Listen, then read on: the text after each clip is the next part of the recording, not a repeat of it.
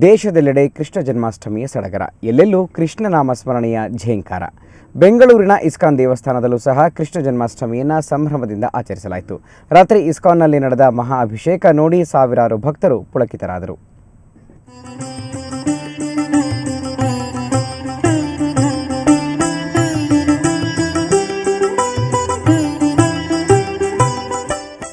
Bengaluru ISKCON ದೇಗುಲದಲ್ಲಿ ಎಲ್ಲಿ ನೋಡಿದರಲ್ಲಿ ಬಾಲಕೃಷ್ಣನ ಕಲರವ.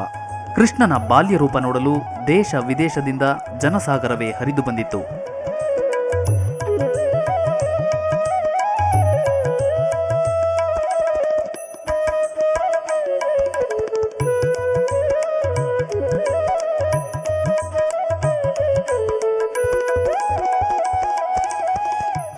ತಾಯಂದಿರು ತಮ್ಮ ಮಕ್ಕಳ ಜೊತೆಗೆ ಕೃಷ್ಣನ ದರ್ಶನ ಪಡೆದು ಪುಳಕಿತರಾದರು.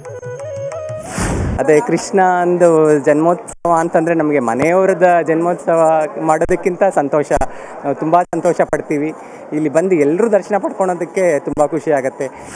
10:30ರಿಂದ 12ರವರೆಗೆ ಕೃಷ್ಣನಿಗೆ ಮಹಾ ಅಭಿಷೇಕ ನಡೆಯಿತು. ಹಲವು ಬಗೆಯ ಹೂಗಳಿಂದ ಕೃಷ್ಣನ ವಿಗ್ರಹಕ್ಕೆ ಅರ್ಚನೆ ಮಾಡಲಾಯಿತು.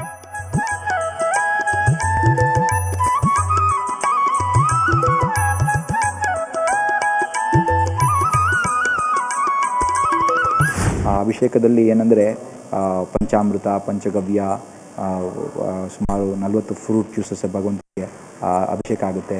ಆಮೇಲೆ 40 ಆರತಿಗಳು, ವಿಶೇಷ ಏಕ ಆರತಿ, ಈ ಆರತಿಗಳೆಲ್ಲ ಮಾಡ್ತೀವಿ.